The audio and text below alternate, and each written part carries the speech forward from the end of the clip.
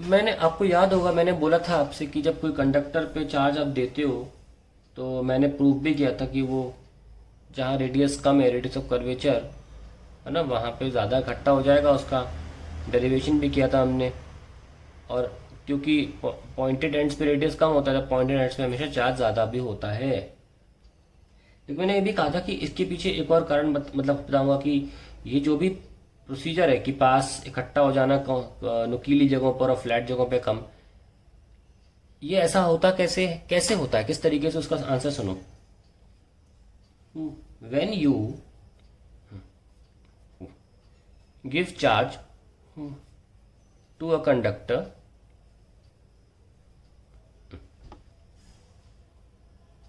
It repels from each other.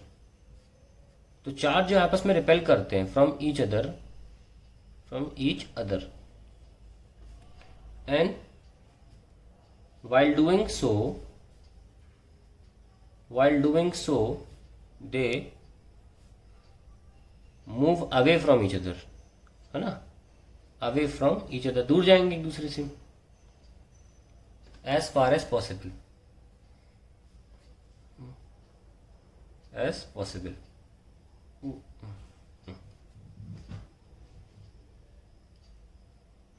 अब अगर मान लीजिए कोई प्रॉपर स्फीयर ले लिया आपने, तो अगर आपने चार्ज इकट्ठा भी करा ना इस जगह पर, कोने पर ऐसे इकट्ठा कर दिया, तो ये अपने आप एक दूसरे से रिपेल करके सबसे ज्यादा दूरी पर जाना चाहेगा। सपोज मैंने आपको चार्ज दे दिए 3 4 5 6 चार्ज है, तो ये अब एक दूसरे से दूर जाना चाहेगा। दूर जा रहा है 1 2 3, 1 2 3। क्या ऐसे हो सकता है? ऐसे चार्ज एडजस्ट हो सकता है? बिल्कुल नहीं। ऐसा कैसे हो जाएगा बाय डिफॉल्ट कि 3 पास में रहे पॉजिटिव पॉजिटिव चार्ज और बाकी 3 दूर हो जाएं? बिल्कुल नहीं। सभी बराबर से एक दूसरे को रिपेल करेंगे ना, तो ये रिपल्शन अभी भी कंटिन्यू रहेगा। और ऐसा भी है भी नहीं कि ऐसे शुरू हुआ हो कि 3 एक इकट्ठा हो गया और 3 पहले चले गए हो बाहर, बराबरी से होगा। तो आप सब समझ गए होंगे कि अगर मैं अब बोलूंगा इक्वी डिस्टेंट होंगे, तो आप समझ गए होंगे कि बिल्कुल सही है, ये इक्वी डिस्टेंट ही होने चाहिए थे। जैसे कि मैं अगर 3 पॉजिटिव चार्ज छोड़ दूं, तो आप बताइए ऐसा हो सकता है कि ये पास में रहे प्लस प्लस 2 और 2 चार्जेस और ये वाला दूर रहे? ऐसा हो सकता है? अगर इक्वल होगा ना, तो तीनों इक्वी डिस्टेंट ऑटोमेटिकली हो जाएंगे। तो वही मैं कह रहा हूं, जब भी सिमेट्रिकल सरफेस होगा जहां हर जगह सेम रेडियस है, वहां पर तो सारे चार्ज यूनिफॉर्मली डिस्ट्रीब्यूटेड होंगे। इसलिए स्फीयर पर हमेशा चार्ज यूनिफॉर्मली डिस्ट्रीब्यूटेड होता है। और आप बहुत सुने भी होंगे uniformly distribution of charge on the sphere, because वो बाय डिफॉल्ट है, वो खुद ही होगा, आपको करना नहीं है। क्योंकि सारे के सारे देखो, ये वाले जितना रिपेल्शन महसूस कर रहा होगा इस वाले से, उतना इस वाले से भी कर रहा होगा, तो ये इन दोनों से इक्वी डिस्टेंट तो रहेगा। ये कहानी इसके लिए भी कही जा सकती है कि इनसे नेबरिंग चार्जेस से बराबर महसूस कर रहा होगा रिपल्शन। इसलिए अल्टीमेटली सिमेट्रिक जगहों पर चार्ज होता है वो यूनिफॉर्मली डिस्ट्रीब्यूटेड होता है। और आप बताइए मुझे, अगर मैंने मान लीजिए एक पॉइंटेड सरफेस ले लिया, जैसे चौकोर ले लिया मैंने और चार्ज दिया, तो चार्ज यहीं तो इकट्ठा होगा, क्योंकि पॉइंटेड जो कॉर्नर्स होते हैं ना, वो हमेशा फार्देस्ट पॉइंट्स होते हैं किसी भी बॉडी पर, अगर कॉर्नर्स है तो। ऐसा तो नहीं हो सकता ना कि ये चार्ज यहाँ हो जाए। ऐसा हो सकता है कि ये चार्ज यहाँ ना होकर यहाँ इकट्ठा हुआ हो? पॉसिबल ही नहीं है, क्योंकि फिर इससे पास में हो जाएगा, ये धक्का देगा, ये धक्का देगा, अल्टीमेटली एडजस्ट हो जाएंगे कॉर्नर्स पर ही। तो जब कॉर्नर्स होते हैं तो कॉर्नर्स पर भी एडजस्ट क्यों होते हैं? सबके पीछे कारण क्या है? Mutual repulsion. म्यूचुअल रिपल्शन कारण है जिसकी वजह से चार्जेस सरफेस पर यूनिफॉर्मली डिस्ट्रीब्यूट होते हैं। ठीक है ना? अब मान लीजिए मैं एक प्लेट ले लेता हूं जिसकी कुछ थिकनेस है, और मैंने उसे चार्ज क्यू दे दिया। तो अगर ये थिकनेस इस लेंथ के सामने ना के बराबर है, तो बताइए ये चार्ज ऐसा हो सकता है कि यहाँ पूरा यहाँ जमा हो जाए सिर्फ एक सरफेस पे, और इसको इग्नोर कर दे? ऐसा नहीं हो सकता। तो ये आधा आधा जमा होगा ना, क्योंकि आफ्टर ऑल प्लेट भी तो यूनिफॉर्म है, सिमेट्रिक है। तो आधा इधर Q/2, आधा इधर Q/2। अगर आपके सर ऊपर के सरफेस पे मान लो थोड़ा x चार्ज हो गया, तो Q/2 दोनों में से हटेगा वो x/2। अब वो नेग्लिजिबल मान रहा हूँ कि यहाँ इस जगह पर जो चार्ज होगा वो नेग्लिजिबल जमा होगा। हम तो केवल आपका इन साइड्स को बड़ा मान के कह रहे हैं कि Q का आधा आधा बटेगा बराबरी से, it will be equally distributed, इधर भी Q/2 इधर भी Q/2, नेवर फॉरगेट दैट। ठीक है, तो इधर हम अगर चार्ज डेंसिटी लिखना चाहें इधर कितनी होगी, सिग्मा Q/2a। अगर मैं इधर का एरिया a मान लूँ और इधर भी यही होगी Q/2a। ठीक है ना, तो अगर एक आप प्लेट को चार्ज दे रहे हो Q, तो वह आधा आधा बढ़ जाएगा और इधर होगा Q/2 इस चार्ज डेंसिटी और इधर भी होगी Q/2a चार्ज डेंसिटी। अब मैं लिखना चाहता हूँ the electric field due to a conductor, random shift conductor. चलिए इसको शुरू करते हैं। Electric field at the surface of a conductor. अभी हम रैंडम शेप ले रहे हैं। ठीक है, मान लीजिए कोई रैंडम शेप ले लिया और हमें यहाँ पे इलेक्ट्रिक फील्ड निकालनी इस पॉइंट, तो हम क्या करेंगे, इस पॉइंट को थोड़ा सा ढक लेंगे और हमने पता है कि गॉसियन सरफेस की एक शर्त होती है, या तो फील्ड लाइन उसके परपेंडिकुलर निकले या उसके पैरेलल। तो हमने गॉसियन सरफेस से एक सिलेंडर ले लिया और यहाँ सरफेस पे चार्ज है, तो चार्ज अपनी इलेक्ट्रिक फील्ड लाइन फेंक रहा है बाहर, क्योंकि पता है कि कंडक्टर पे हमेशा इलेक्ट्रिक फील्ड लाइन की दिशा कंडक्टर की सरफेस से 90 डिग्री होती है। इस चार्ज की वैल्यू हम dq मान लेते हैं, क्योंकि बहुत छोटी जगह पर हमने सिलेंडर लिया है। क्या यही चार्ज अंदर फील्ड फेंक सकता है? बिल्कुल नहीं, क्योंकि अंदर फील्ड होती नहीं है। तो अब हम लगाएंगे Gauss theorem.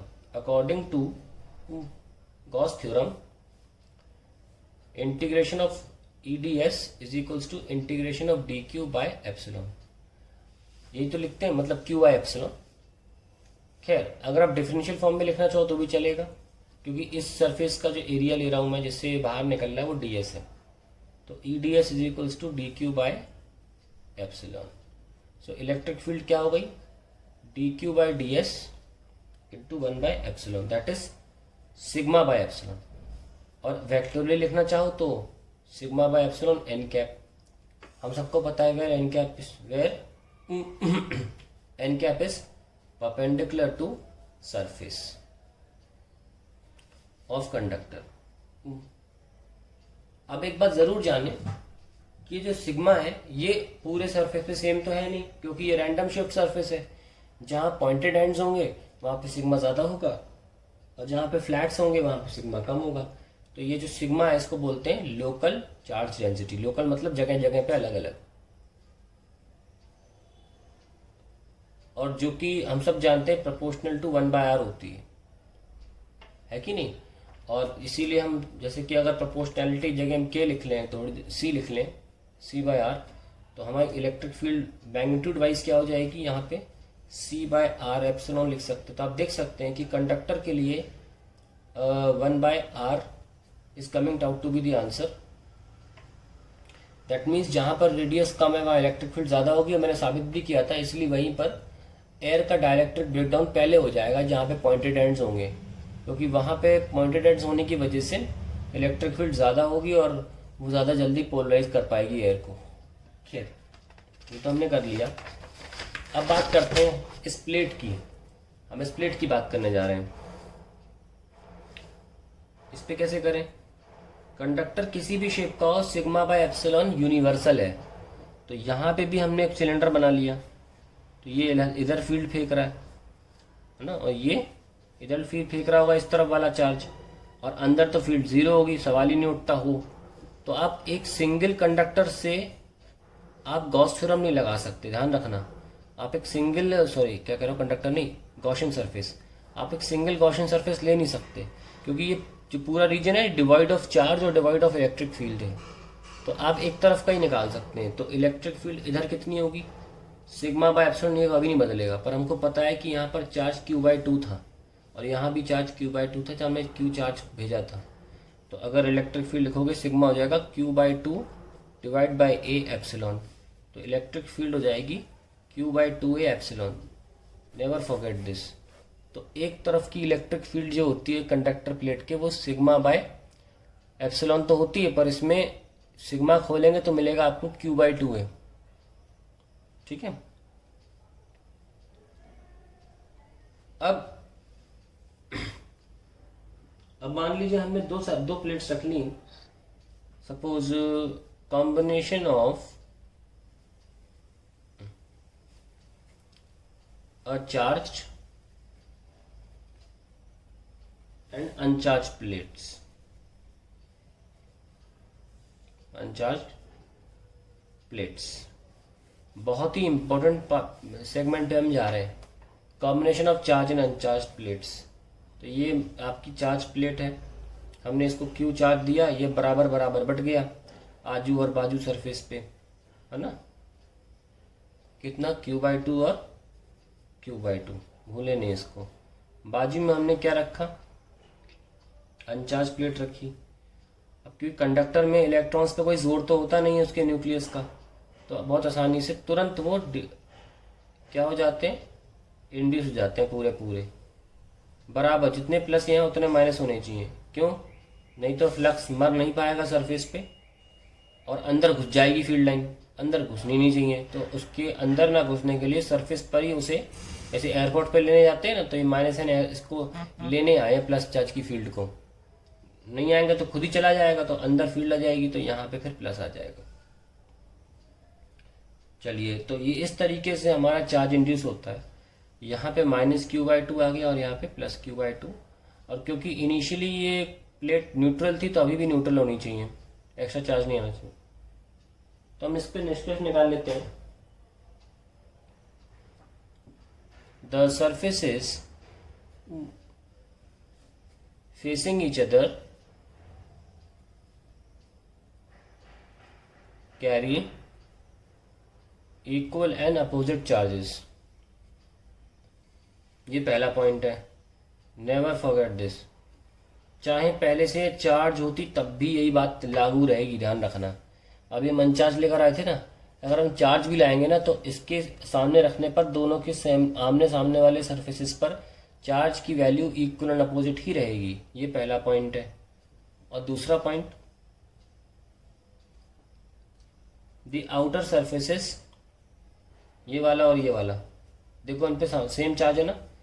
Surfaces will always have equal charges, magnitude में भी और साइन में भी, ऑलवेज हैव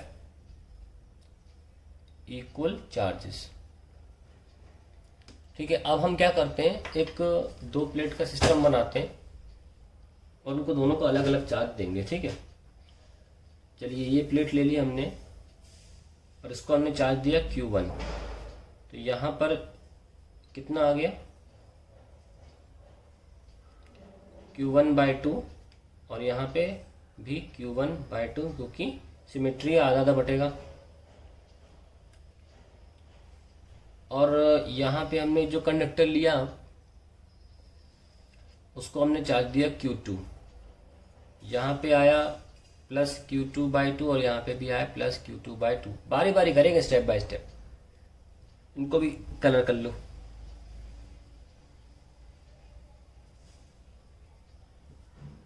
ठीक है। अब हम शुरू करते हैं इंड्यूस कराना, और इंड्यूस कराएंगे तो नीचे लिख देंगे। ठीक है। +Q1/2 का इंडक्शन होगा माइनस का Q1/2 इधर, और +Q1/2 माइनस प्लस करते ना ऐसे वैसे। और +Q2/2 का यहाँ पर -Q2/2 इंडक्शन होगा, और इधर कितना होगा +Q2/2। तो अब देखिए ज़रा, अगर हम A और B प्लेट मान लें, तो प्लेट A, इसके बारे में लिखते हैं। सरफेस कौन से, surface facing plate B, facing plate B। क्या लिखेंगे बताइए? टोटल चार्ज कितना आया, Q1/2 माइनस Q2/2, या 1/2 Q1 माइनस Q2 आ गया। अब देखो प्लेट B, सरफेस फेसिंग, कौन सा सरफेस, सरफेस फेसिंग प्लेट ए, देखो यहाँ कितना है Q2/2 और minus Q1/2, Q2/2 minus Q1/2। तो हम क्या करें, 1/2 कॉमन ले लें और Q2 माइनस Q1, और या फिर हम माइनस साइन कॉमन ले लें तो क्या आ जाएगा Q1 माइनस Q2। तो अगर मैं इसको चार्ज Q नाम दूं तो आप खुद देख सकते हैं कि ये चार्ज माइनस Q है, देख सकते हैं बराबर आ रहा है और इक्वल अपोजिट भी है। तो मेरा अब एक एग्जांपल ले लेते हैं जिससे कि आपको और अच्छी तरह क्लियर हो जाएगा। जैसे कि मान लीजिए मैंने इस प्लेट को लिया और एक प्लेट ये ले ली, ठीक है, और मैं इसमें क्या निकालना चाहता हूँ, मैं चार्जेस निकालना चाहता हूँ हर सरफेस पे कितना होगा। इसको मैंने मान लीजिए दे दिया 10 म्यू कूलम और इसको दे दिया 20 म्यू कूलम। यहाँ पर मैं बोलूँगा चार्ज Q1 है और यहाँ पर मैं बोलूँगा चार्ज Q2 है, यहाँ पर मैं बोलूँगा चार्ज Q3 और यहाँ बोलूँगा मैं चार्ज Q4 है। तो हमको यहाँ पर चार्जेस निकालने हैं। सबसे पहले तो Q2 जो चार्ज है should be equals to minus Q3, है कि नहीं, ये बराबर होने चाहिए। एनीवेज सॉल्व कैसे करते हैं इनको, हमने इसको Q1 बोला था ना, ऐसे भेज रहे थे और Q2 ऐसे भेज रहे थे, तो हमने कैसे निकाला था अंदर वाला चार्ज Q2, ये निकाला था हमने Q1 माइनस Q2/2 ऐसे। ये फॉर्मूला फिक्स्ड है ना, तो कितना आया 10 माइनस 20 डिवाइडेड बाय 2। तो Q2 के लिए फॉर्मूला ये था कि Q1 minus Q2 divide by 2 किया जाएगा। तो I have got -5 mu coulomb. तो इस सरफेस पे -5 म्यू कूलम आ गया, तो इस सरफेस पे ऑटोमेटिकली क्या आ जाएगा +5 म्यू कूलम। यस और नो। अब बारी आती है Q1 और Q4 तो बराबर है ना, और साथ में हमारा ये Q1 निकालने का, बाहरी सरफेस पे चार्ज निकालने का फॉर्मूला था Q1 plus Q2 divide by 2, यानी कि 10 plus 20 divide by 2 which is 15 mu coulomb. तो यहाँ पर कितना आएगा 15 म्यू कूलम और यहाँ पे कितना आएगा 15 म्यू कूलम। ये सब लिखने के बाद आपको देखना चाहिए कि ये 10 जस्टिफाई हो रहा है कि नहीं। 15 minus 5 10 justified, 15 plus 5 20 justified. Justify हो जाए तो सही किया आप। तो ये इस तरीके से हमें आंसर लिखना होता है, ठीक है। तो आई थिंक आपको ये बात क्लियर हो गई होगी। आइए अब हम बात करते हैं 3 प्लेट्स के लिए। 3 प्लेट्स के लिए बात करते हैं। कॉन्सेप्ट चलता रहेगा वही, कॉन्सेप्ट में कोई चेंजेस नहीं आएंगे। प्लेट मान लीजिए X, ये प्लेट Y और ये प्लेट है Z। इसको 5 म्यू कूलम दिया हुआ है, इसको 10 म्यू कूलम दिया हुआ है और इसको -8 म्यू कूलम दिया हुआ है। अब क्या होता है, एक्सट्रीम चार्जेस जो होते हैं, extreme charges are equal to, ये एक्सट्रीम पे चार्जेस निकालने हैं। अगर कैसे निकालेंगे, Q टोटल डिवाइड बाय 2, ये हुआ। तो अगर मैं इस सरफेस पे Q1 लिख लूँ, यहाँ पे Q2 नाम दे दूँ इस चार्ज को, ये Q3, ये Q4, ये Q5 और ये Q6। तो मैं Q1 इक्वल्स टू Q6 निकाल सकता हूँ by simply adding all the charges. जैसे वहाँ Q1 प्लस Q2 किया था, यहाँ 3 है तो 3 कर लेंगे, प्लस माइनस का 8 डिवाइड बाय 2। 3 नहीं करना, 2 ही करना है। 15 minus 8 7 divide by 2 that is 3.5 micro coulomb. तो यहाँ पे हमने निकाल लिया 3.5 माइक्रो कूलम। अब हमको ये बात पता है कि ये जो पूरा का पूरा चार्ज है जस्टिफाई होना चाहिए। तो अगर यहाँ 3.5 है तो यहाँ पर 1.5 होना चाहिए था, और यहाँ पे -8 है, हमने यहाँ पे भी 3.5 निकाल लिया। तो -8 का जोड़ा बनना चाहिए। तो यहाँ Q5 कितना होगा, ऐसे लिख के दिखाता हूँ मैं आपको कि दिस Q1 प्लस Q2 दोनों मिला के 5 तो आना चाहिए ना, और हमको Q1 की जानकारी है 3.5 प्लस Q2 5, तो हमने इसलिए Q2 निकाल लिया 3.5 minus 3.5 that is 1.5 mu coulomb निकाल लिया। अब बारी आती है हमारे Z वाली प्लेट की। ये प्लेट X थी ना, प्लेट X। अब आती है प्लेट Z। इसमें Q5 प्लस Q6 ये कितना -8 के बराबर होना चाहिए। हमको Q6 पता है 3.5 है, तो Q5 कितना हुआ -8 माइनस 3.5 दैट इज माइनस का 11.5 म्यू कूलम। तो हमने यहाँ भी निकाल लिया माइनस का 11.5 म्यू कूलम। अब सरफेस पे भी लिख लिया, देखो माइनस का 11.5 प्लस का 1.5, तो ये दोनों बराबर होते हैं। तो यहाँ कितना -1.5 है ना, और यहाँ पे प्लस 11.5। अब आप बीच वाली प्लेट पे जस्टिफाई कर लो, 10 होना चाहिए, 11.5 माइनस 1.5 10 ही तो होता है। तो देखो 3 प्लेट्स का भी कर लिया। तो वो कॉन्सेप्ट जो है कि हमेशा एक्सट्रीम सरफेसेस पे बराबर चार्जेस होंगे और जितना भी चार्जेस हैं टोटल डिवाइड बाय 2 होंगे, उसके बेसिस पर हम सारे इस तरह के क्वेश्चंस कर सकते हैं।